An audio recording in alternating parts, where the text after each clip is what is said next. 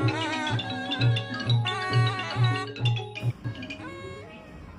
วัสดีค่ะ ดิฉันนางสาวสุมิตาเพชรศิริกำลังศึกษาอยู่ชั้นมัธยมศึกษาปีที่ 6 โรงเรียนสภาราชินีจังหวัดตรัง สังกัดสำนักงานเขตพื้นที่การศึกษามัธยมศึกษาตรังกระบี่